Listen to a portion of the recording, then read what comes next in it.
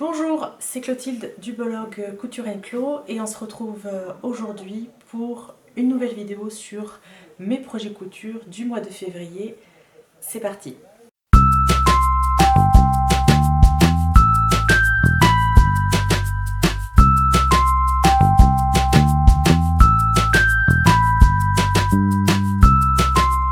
Alors, je sais, on est dès au mois de mars bien entamé. J'ai vraiment pas eu le temps de faire une vidéo avant. Je suis partie en vacances. Après, de retour de congé, j'ai repris le travail et puis j'avais beaucoup de choses à coudre très vite, donc je n'ai pas pu me poser derrière la caméra pour vous montrer tout ce que j'avais cousu au mois de février.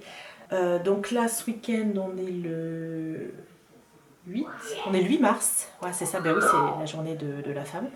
On est le 8 mars aujourd'hui et voilà, je me dis c'est maintenant ou jamais de faire une vidéo parce qu'après, avec ma semaine de travail et puis les enfants qui rentrent à l'école, je pense que ça va être un petit peu compliqué dans l'organisation. Et en plus, j'ai beaucoup de choses à vous montrer du coup. Donc, perdons pas de temps, c'est parti. Pour commencer cette première vidéo, il va y avoir une partie enfant et il va y avoir une partie femme. On va commencer par la partie enfant parce que j'ai cousu pas mal de choses pour mes fils. La première chose que je veux vous montrer, donc, c'est les déguisements qui ont été cousus à l'occasion du carnaval, donc qui a eu lieu hier, pardon. Carnaval qui a eu lieu hier. Je commence déjà à bafouiller. J'ai cousu. Voilà, le thème est libre au carnaval chez moi, mais moi j'aime bien faire des déguisements coordonnés. Je ne sais pas si vous vous rappelez l'an dernier, j'avais fait un hot dog et un burger. Voilà. J'ai voulu leur coudre des déguisements de pharaon et j'ai utilisé le patron Ramsès.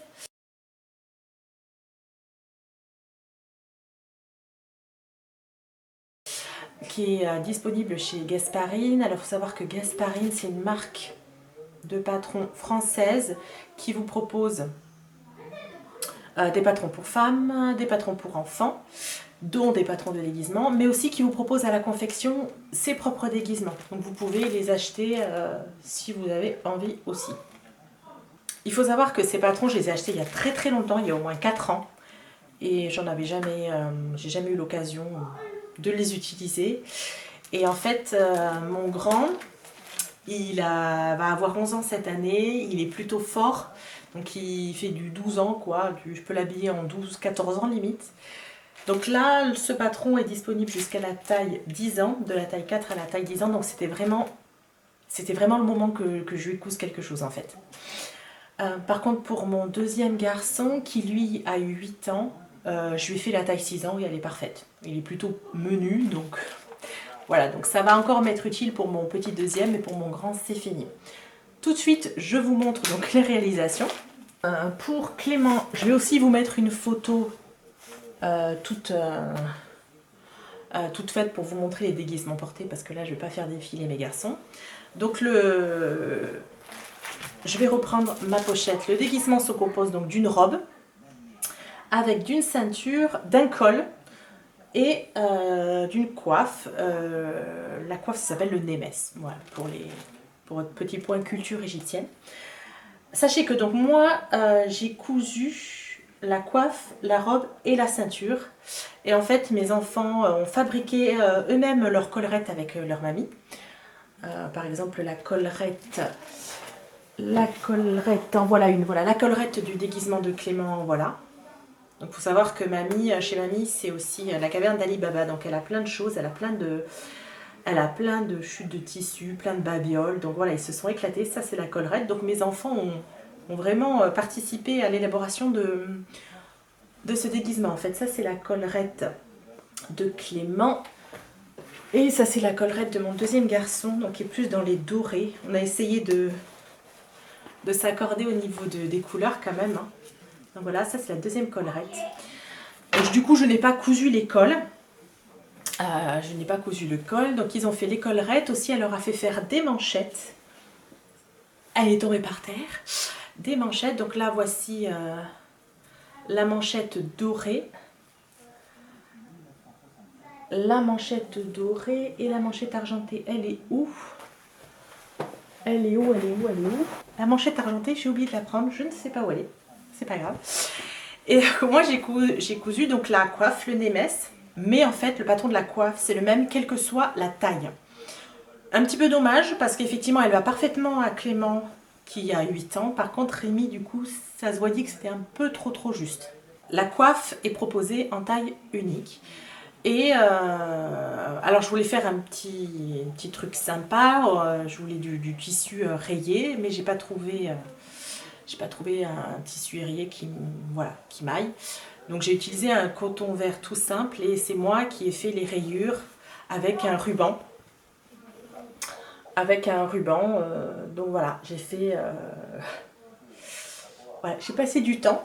Et en plus, j'ai mal calculé mes métrages parce que comme vous pouvez le constater, donc ici, il n'y a plus de ruban.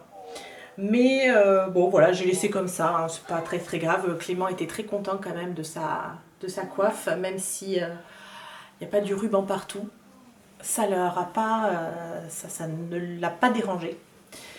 Et il était quand même content de ce déguisement. Sur le bandeau, donc j'ai glissé un gros passepoil que j'ai depuis très longtemps, pareil aussi. Ah, voilà, je crois que le passepoil date d'autant que le patron en fait. Ça fait super longtemps que je l'ai et je ne l'ai jamais utilisé parce qu'il est un peu trop grossier. Enfin, pas grossier, enfin ouais, il est un peu trop gros en fait, je pense. Mais là, dans un déguisement, ou alors sinon je l'aurais mis dans un accessoire. Mais là, je trouve que ça, voilà, ça matchait très bien. Donc voilà, ça c'est la robe. Donc rien de particulier, hein. C'est vrai que là,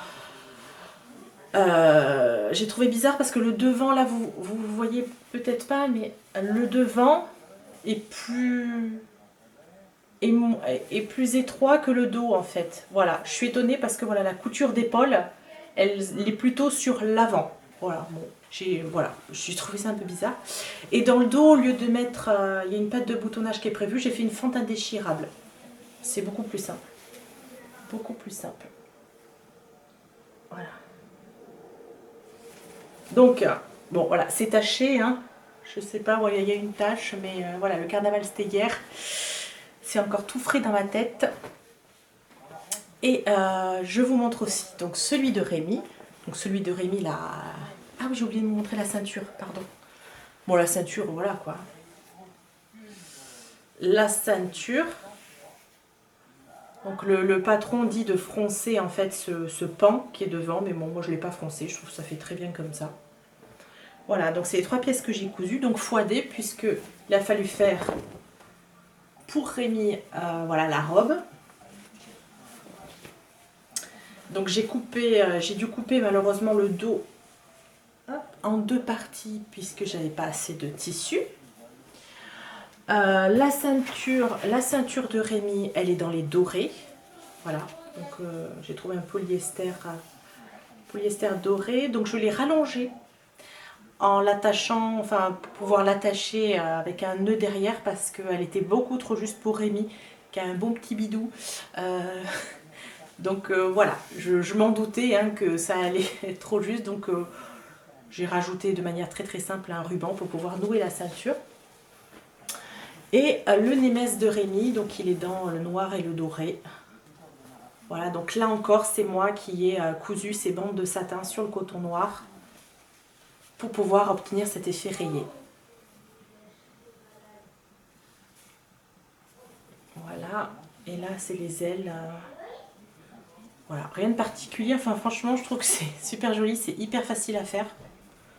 C'était noté difficile dans le patron, mais je n'ai pas trouvé ça difficile. Enfin franchement, rien de particulier, hein. J'ai tout bien thermocollé pour que ça tienne bien droit. Et c'est impeccable. Voilà pour les déguisements de cette année. Et franchement, je trouve que j'ai bien assuré. Les enfants étaient contents. Et on s'est bien marré, quoi. C'était super. L'autre chose que j'ai cousu pour mes fils, il s'agit du Sweet Dale du magazine Fibre Mood. Alors, voilà le dessin.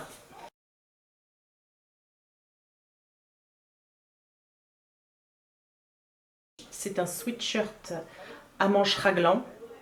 Et ça, c'est techniquement le genre de pull que je cherchais depuis très longtemps pour mes fils. Et j'ai pas acheté le magazine, c'est la dernière édition qui vient de sortir, je crois que c'est l'édition 8. Je l'ai pas acheté parce que j'arrive pas à le trouver, tout simplement. Et bon, je pourrais le commander sur le site, mais bon, j'ai pas envie, je me dis que bon, je vais le trouver quoi, quand même, je vais le trouver. Parce qu'il y a vachement de modèles sympas, et j'avais participé au Link Party grâce à ce sweat. Alors le Link Party de Fibre Mode, c'est en fait un groupe de blogueuses, d'influenceuses, enfin, à qui on propose de coudre en avant-première un modèle de la prochaine édition. Donc je fais partie du groupe français. Et j'avais vraiment hésité beaucoup sur le modèle à coudre. Enfin, je me rappelle qu'il y a une robe vachement sympa, une veste aussi, puis le pantalon, j'avais adoré le pantalon. Mais l'appel du sweat à manches raglan pour les enfants était très fort. Et du coup, j'ai reçu le sweat Dale pour vous le montrer en avant-première. Je l'ai cousu pour mes 2 garçons, sachant que je ne vous ai montré que sur mon compte Instagram la version que j'ai cousue pour mon plus petit, donc avec le sweat, le motif zèbre. Mais j'en ai cousu un deuxième pour Rémi, que je montrerai certainement s'il a envie, voilà, si j'ai envie. Je vous attrape le pull tout de suite. Donc voilà, le petit sweat à motif dans un molleton hyper doux, avec ce motif qui est adorable pour mon petit Clément qui adore les animaux, c'est parfait. Du bord-côte pour l'encolure, du bord-côte aussi pour les poignets des manches et pour l'ourlet du sweat, sachant que voilà, il faut vraiment un taux d'élasticité énorme pour les bracelets en fait. Donc il faut vraiment du vrai bord-côte. Hein. Ce que je veux dire, c'est que voilà, j'aurais pas pu utiliser le molleton pour faire le bord-côte du bas. Ou alors il fallait que je change la pièce de patron en l'allongeant. Voilà, donc c'est vraiment une pièce hyper simple. Hein. Les manches raglan, il n'y a rien de plus facile. Si vous commencez la couture, je vous conseille, et encore plus, surtout la couture du jersey en fait, la couture de la maille. Je vous conseille tout ce qui est manches raglan, parce que là c'est très facile. Ou alors les manches tombantes. Comme le pull que je porte sur moi, c'est-à-dire que là, vous n'avez pas de couture ronde classique d'épaule. Là, vous voyez, c'est droit, et après, ici, là, vous avez la manche, qui est comme un rectangle, en fait. Donc ça, c'est très facile à monter à la surjeteuse et à la machine à coudre, mais les manches raglan sont également super faciles à monter à la surjeteuse et à la machine à coudre. Top pour les enfants, c'est parfait, et je vais certainement le recoudre. Voilà, donc je pense que pour les enfants, c'est tout pour le moment. Donc maintenant, on va passer pour projet pour femmes, je vais y arriver, que j'ai cousu ce mois-ci. Voilà, donc quand je suis rentrée de vacances, on est rentré un vendredi. Le samedi, je crois que je l'ai passé à la maison, j'ai eu une boulimie de couture. Enfin, c'était un truc juste de dingue. J'ai eu une boulimie de couture, donc j'ai sorti mon patron fétiche.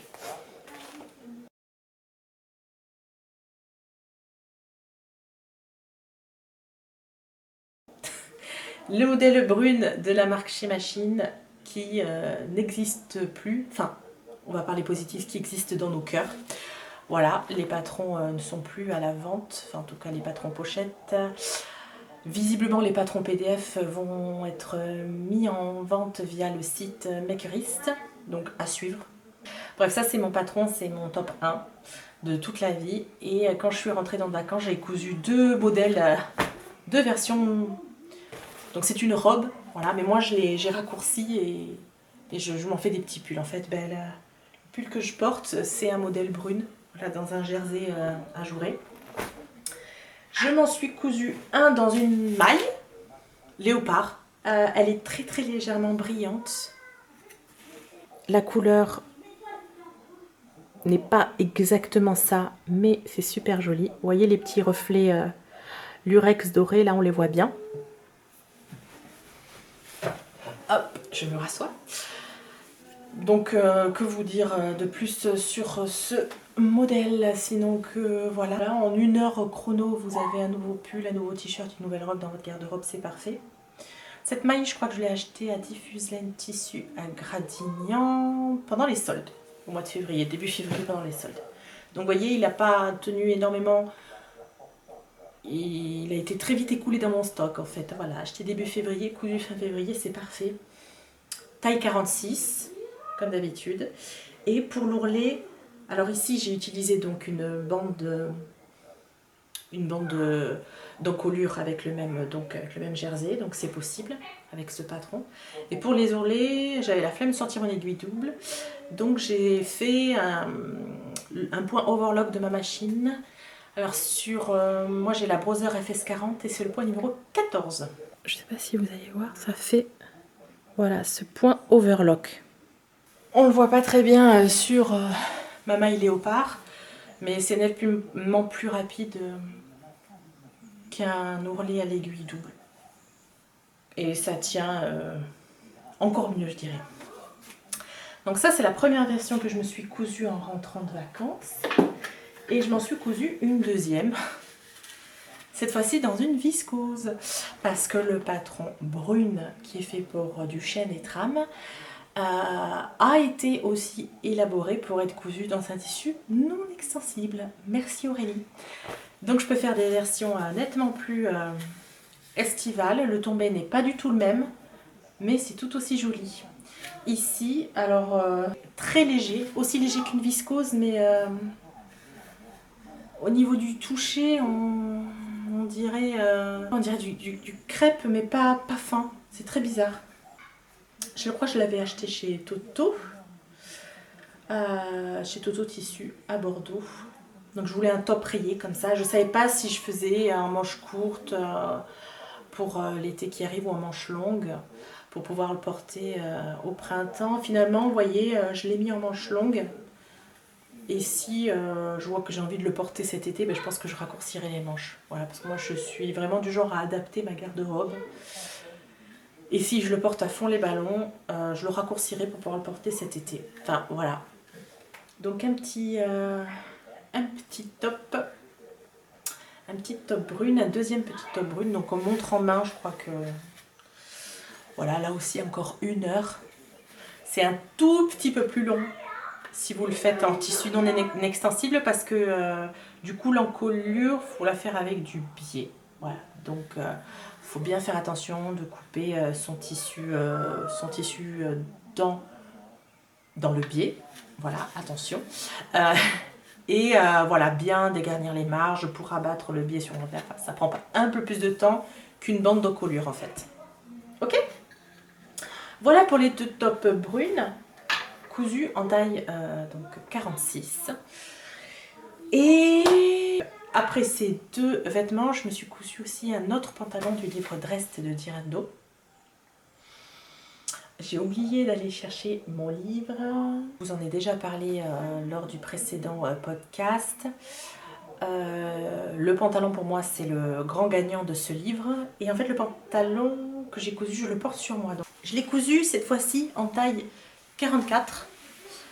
Contrairement à celui que j'avais fait en lainage à carreaux, que j'avais fait en 46. Mais là j'ai mis en 44 parce que c'est un jean légèrement extensible. Et j'ai bien fait parce que, vous voyez, c'est quand même assez large. Si je l'avais fait en 46, je pense que j'aurais été obligée de le reprendre. Mais là, ça va très bien. Donc toujours avec la fausse braguette. Les petites poches, voilà. Donc le pantalon, voilà, ce pantalon c'est vraiment, enfin, si j'avais qu'un patron à vous conseiller dans ce livre, ben, c'est celui-là quoi. Il est bien taillé, il est facile à coudre et je pense que j'en ai coupé un troisième, donc voilà, vous allez probablement voir ça sur mon compte Instagram dans les prochains jours, dans les prochaines semaines. Et voilà. Et il faut que je vous montre effectivement celui-ci en jean extensible que je n'ai pas pris le temps de vous montrer. Et c'est le soutien-gorge. Un projet de lingerie, le soutien-gorge Trésor d'étoffe malicieuse.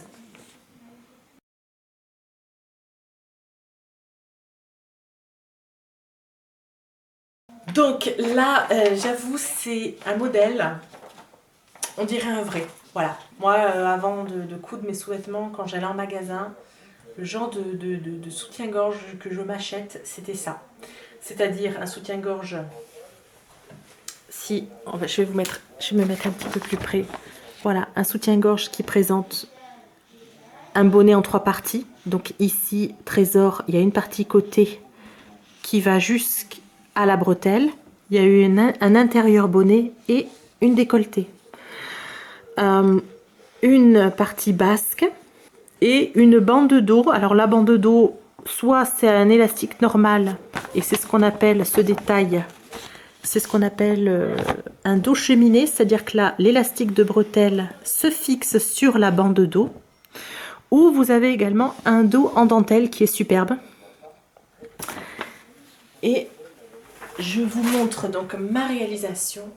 J'ai déjà posté des photos sur mon compte Instagram et aussi sur mon article de blog. Voilà, avec cette version que je vous ai montrée un peu partout et que j'adore. Voilà, c'est vraiment... je pense que j'ai trouvé le patron de soutien-gorge que je vais pouvoir décliner. Et va falloir que je refasse le stock de matières premières parce que voilà, il est génial. Pareil, je vais me rapprocher pour vous montrer les détails. Donc le bonnet est bien en 3 parties. Vous voyez là sur le côté. Et c'est le bonnet en tissu non extensible qui s'accroche à l'anneau. Ici vous avez donc le côté intérieur du bonnet et là la dentelle pour le haut du bonnet. Et quand on regarde donc l'intérieur, hein, c'est doublé avec ce qu'on appelle de la marquisette. C'est un tissu non extensible. Et là encore, on voit bien les 3 parties du bonnet qui doublent. Donc toutes les coutures sont prises à l'intérieur. Voilà, il n'y a rien contre la peau. C'est un modèle qui propose des armatures. Mais visiblement, vous êtes libre de les mettre ou pas. Hein. Mais bon, moi, je les ai mis parce que c'est un soutien-gorge que je veux porter au quotidien. Ici, vous avez la possibilité également de mettre une baleine, mais j'en ai pas mis. Mais j'ai fait le protège-armature. Et donc le dos, je l'ai cousu dans sa variante dos cheminé. Mais on voit bien que l'élastique est cousu également sur la bande dos. Et à la fin, vous avez la grappe. Alors pour l'envers de mon dos, j'ai utilisé du PowerNet, donc qui peut s'apparenter à un jersey épais, particulièrement résistant, qui reprend bien sa forme initiale. Et pour l'endroit, j'ai utilisé de la résille, donc elle se voit à peine, hein, bien évidemment. Voilà, donc là c'est vraiment... ça se voit à peine. Un élastique à picot pour les finitions de côté, mais également les finitions du tour de poitrine, tour de dessous poitrine. Et voilà. Voilà pour ce soutien-gorge qui est disponible du 80B au 125H. Donc là quand même, on a un éventail particulièrement élargi. C'est-à-dire que moi je l'ai cousu en 105E. Donc après moi il y a le bonnet F, le bonnet G et le bonnet H. Donc là, chapeau. Chapeau, et puis d'ailleurs je pense que je connais pas. Bonnet I, ça existe? Je crois pas. Enfin forcément, je sais pas. Non, je pense que le H c'est le maximum en fait. Enfin bravo Viviane pour ce boulot. On dirait vraiment un vrai soutien-gorge que tu achètes en magasin. Et je suis super contente parce que la viscose c'est une chute. Enfin, on n'est pas obligé d'utiliser du tissu extensible pour l'extérieur. Faites-vous plaisir avec vos petites chutes de Liberty, vos petites chutes de viscose. Voilà quoi. Même le satin, mes chutes de Amandine Chat de Soulier que je ne veux pas jeter, mais je vais pouvoir les mixer pour m'en faire un soutien-gorge comme ça. Enfin, c'est vraiment un patron de soutien-gorge très très abouti et qui mérite d'être plus connu que ça. Alors effectivement, il y a du boulot, je vous le cache pas. si vous êtes débutante en lingerie, passez votre chemin, franchement. C'est pas pour vous décourager, mais voilà. Ça peut être compliqué de trouver sa taille, ça peut être compliqué de trouver les matières premières, parce que là, il faut vraiment des choses spécifiques. Et de le coudre aussi, parce que faut vraiment y aller très doucement, cranter là où il faut, coucher les marges là où il faut. C'est du travail rigoureux et minutieux. Et déjà que ça demande de coudre des tissus techniques, si en plus vous devez... si en plus c'est votre premier, voilà. Non, laissez tomber, vous avez des modèles beaucoup plus adaptés pour les ultra débutants. Mais si voilà, vous avez un bagage de couture, si vous avez déjà expérimenté la couture de la lingerie et que vous avez flashé sur ce modèle, foncez. Foncez, foncez. Et surtout, montrez votre réalisation et pour donner envie à d'autres personnes de se lancer dans la lingerie parce que c'est vraiment top. Je crois que c'est bientôt fini, mais là, il y a un très gros projet qui nous attend pour la dernière partie de ce podcast. Parce que j'ai terminé, oui, soyez attentifs, j'ai terminé la veste Serra de Pauline Alice.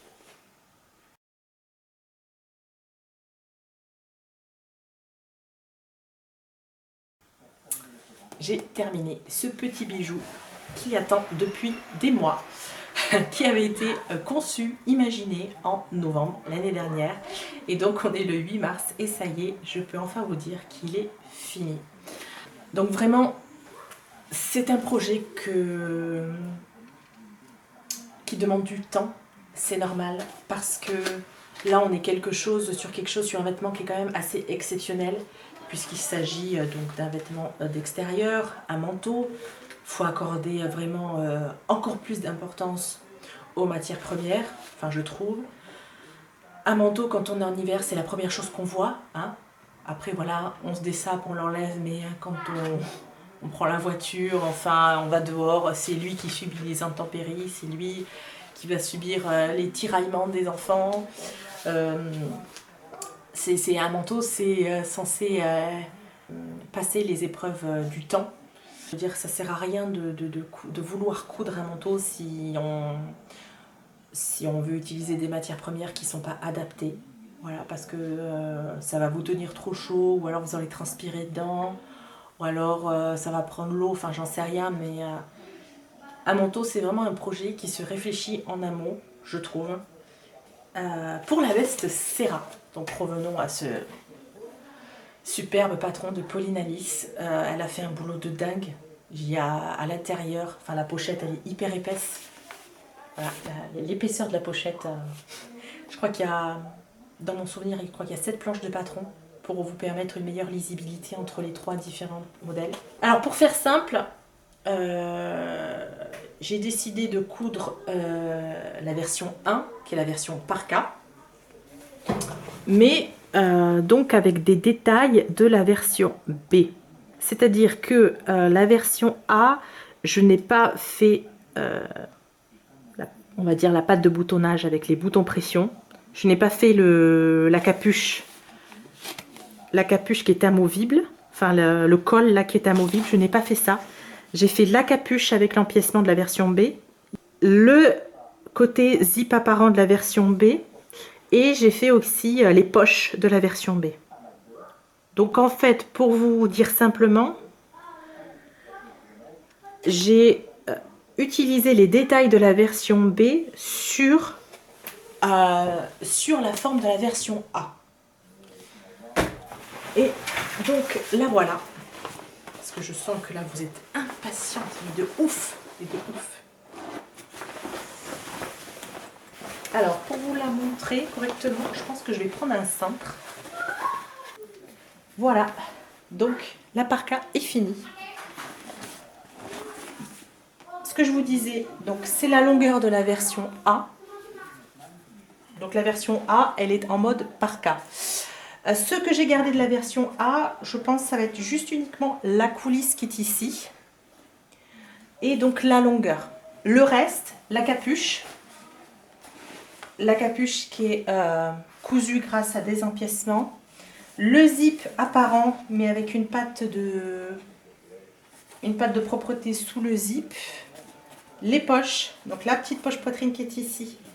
Les deux poches zippées qui sont là sont prises dans la version B.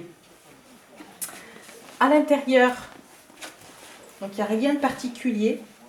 C'est une doublure avec un pli d'aisance ici dans le haut du dos. Il n'y a pas de poche intérieure. Les parements, l'empiècement devant, il y a les empiècements de manches qui vont jusqu'à la... Voilà, qui font la parmenture devant. Il n'y a pas d'empiècement au bas des manches, hein. C'est juste le fait que la doublure de la manche soit plus petite. Voilà, ça fait que la manche extérieure se replie, mais il n'y a pas de parmenture en fait. Et au niveau du dos, donc le dos est très simple, hein, il n'y a pas de bas volé. J'ai fait vraiment le modèle avec le moins de pièces possible. Je profite pour vous montrer également que j'ai fait des doubles surpiqûres pour la plupart de mes coutures. Voilà, ici c'est la couture côté. J'ai fait ça voilà, pour la couture des manches. Voilà. Donc c'est vrai que je me dis que j'ai vraiment mis beaucoup de temps pour ce projet, mais c'était un peu comme un fil rouge. C'est vrai que j'imaginais comme ça, pas me concentrer, enfin pas me jeter tout de suite dans sa conception parce que c'est très très long. Mais voilà, j'en faisais un petit peu de temps en temps et j'avançais un petit peu de temps en temps parce que c'est vraiment très très long. Surtout quand on décide comme moi de mixer deux variantes et là, ça peut très très vite devenir un casse-tête quand même entre la découpe des pièces et tout, enfin bon bref. Bon, inutile de vous dire que j'en suis super fière. Les matières premières que j'ai utilisées, je trouve qu'elles s'accordent très très bien. Alors l'extérieur, c'est un lin enduit hein, qui ne prend pas l'eau. Tout à l'heure d'ailleurs j'ai même pris des photos et il y a quelques gourdes qui sont tombées. Bon, j'étais pas mouillée quoi. Hein, le vêtement a séché très très vite. Et à l'intérieur, du coup, voilà, c'est un Vichy qui est très très beau, tout simple, classique. Et je trouve que l'accord des deux, ça matche parfaitement. Grosse galère sur les œillets ici, hein, parce que je les ai posés tant bien que mal. Ça a été compliqué. L'avantage c'est que comme c'est parfaitement doublé, ça ne se voit pas à l'intérieur, parce que l'autre côté de l'œillet était franchement catastrophique. Et pour les œillets qui sont ici au niveau de la coulisse sont beaucoup plus réussis. Et je me suis munie d'une pince prime. Voilà, il y avait un lot à diffuse laine, je crois pour 6 € à peine, de plein d'œillets et avec la petite pince qui ressemble à ça, là, clac, puis avec le marteau, c'était beaucoup plus facile. Là c'est vraiment à chaud parce que je viens juste de le finir. Donc maintenant il va falloir que je prépare les photos, l'article et tout, mais voilà, je voulais vraiment vous en parler parce que ça y est, il est fini. Et en plus, je vous remercie pour tous les messages d'encouragement que vous m'aviez envoyés dans la vidéo précédente, parce que voilà, ça m'a aussi motivée à finir ce projet rapidement et voilà, c'est enfin le cas. Voilà, j'espère que ça vous aura plu. J'étais très contente de tourner cette vidéo pour vous. Et je vous dis à la prochaine. À très